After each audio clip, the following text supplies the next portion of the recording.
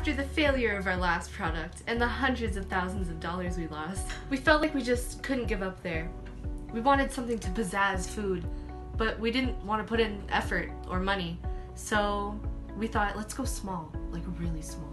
We went so small, in fact, that we started conducting our research in nanometers. That's 1/10,000,000th of a centimeter, hence the name Nanotechnology. Our goal is to reconstruct foods and their packaging for the benefit of us as humans. So right now, you're probably thinking, well, how does it work? Well, stop, because I'm about to tell you. The truth is, there are so many ways in which nanotechnology can be used in food production and packaging that I can't even give you a broad description, but my colleagues will be glad to tell you. Food. We all love food. Some of us more than family.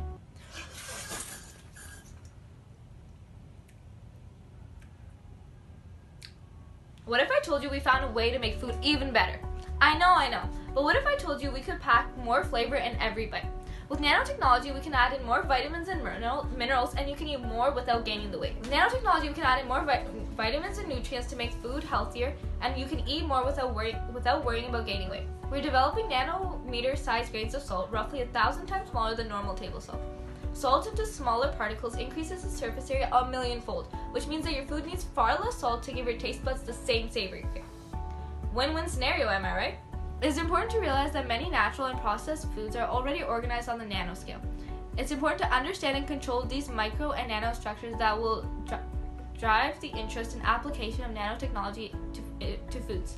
We can increase the absorption of nutrients by playing with the sizes of particles, and because the human body breaks down food in the gut, the nutrients can later be absorbed in the intestine. We can increase the absorption of nutrients by playing with the size of the particles. By decreasing the size, our guts can break down those particles much faster, and less nutrients will be lost on the way to our intestines. The most common used nanoparticle in foods is titanium dioxide. It's used to make foods such as yogurt and coconut flakes look as white as possible. It provides opacity to other food colorings and prevents ingredients from caking up. Food and water are naturally made up of particles that are on the nanometer scale. So artificially created nanoparticles are able to penetrate these products easily based on their similar properties. They camouflage right in. These particles can act as a whole unit by performing similar transportation functions that prove useful in almost every industry, particularly involving food products.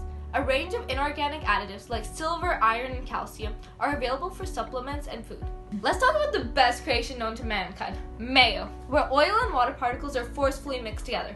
As you know, oil is nonpolar and water is polar. Naturally, they shouldn't be able to mix together. However, we live in a world like 1984 and can do whatever we think of. While tweaking and pizzazzing food, as Leslie mentioned before, we may have stumbled upon the answer for poverty in 80 third world countries. We can deliver more vitamins and minerals through the food we eat. Nanoparticles could contain vitamin supplements which could be added to everyday foods such as bread. We're geniuses!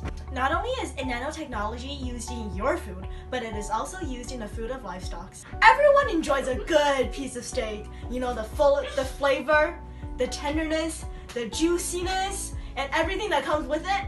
And then especially after you added that pizzazz in it.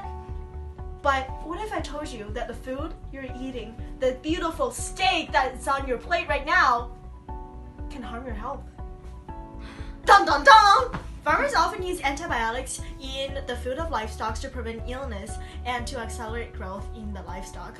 However, antibiotics might sound like this awesome thing for food, but what if I told you that maybe sometimes it's not good?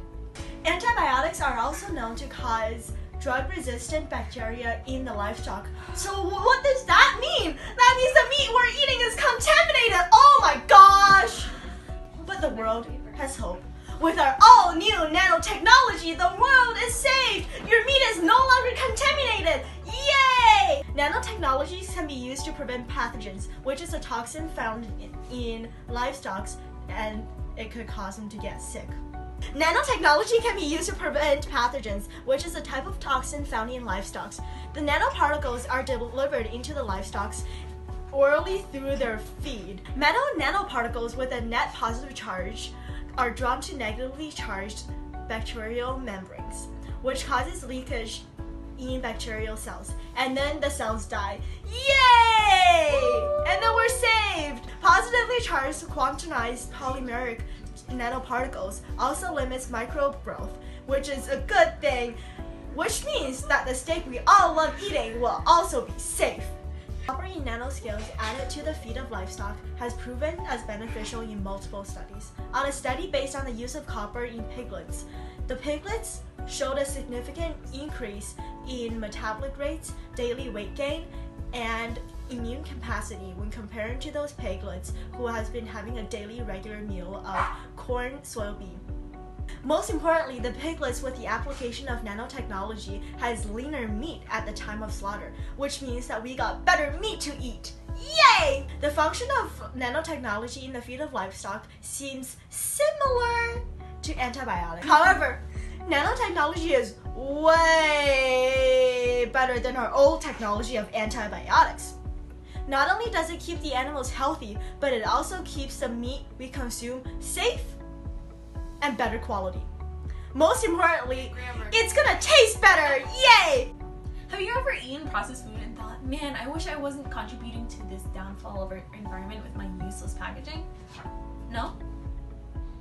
Well, same. Well, nanotechnology is going to solve all the problems you didn't even know you had. Our food packaging sector is broken up into 3 parts: sensors, barriers, and antimicrobials, all working together to keep your food fresher for longer. You know those random checks they make at the airport after you step through the sensor and may or may not have been carrying 17 nail clippers? Well, packaging sensors work in the same way. Similar to litmus paper that turns red with acids and blue with bases, a special film we've placed in our food turns yellow when food starts to decay. Just like all your toxic relationships, warnings are released in the form of amines, which are formed by enzymes of raw material, or are generated by microbial decarboxylation of amino acids. This is what happens when the carboxyl group releases carbon dioxide. Not only will this help you know if your food is rotting, but we can also engineer the packaging so that it can release preservatives to help your food last longer.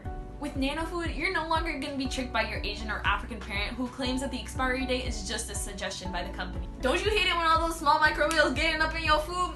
Nah fam, let us eat in peace. Say goodbye to microbials with our state-of-the-art nano silver and nano zinc particles. The silver ion is already known for its antimicrobial effects, and by utilizing nanoparticles, its ability is parallel to that of Carl Zoo. He protect, but he also attack. Since the nanoparticles are so small, they can easily penetrate the membranes needed. As great as Carl is and all, we know you want to stop any possible interaction with him. Another great aspect of NanoFood is that the barriers can keep out any moist particles. Polyethylene is the most common plastic. Being nonpolar doesn't allow other nonpolar gases to permeate through it, which is why it absorbs almost no water. That way our packaging will catch all those unwanted things. Basically, to sum everything up, our nanotechnology will reduce the amount of plastic used and make food safer, tastier, and healthier for our consumers who we care about very much. Don't just invest in us, invest in the future. In other news, we are actually planning on releasing a biomimicry engineered case for your NanoFood. Definitely not called Wiki Cells or designed by a Harvard professor. It's based on the shapes of the fruits and vegetables, and it's edible too. A lot of stuff is still in development.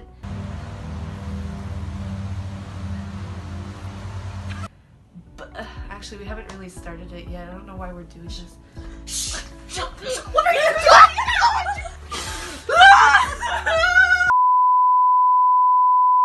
doing? Nanotechnology. Trust us.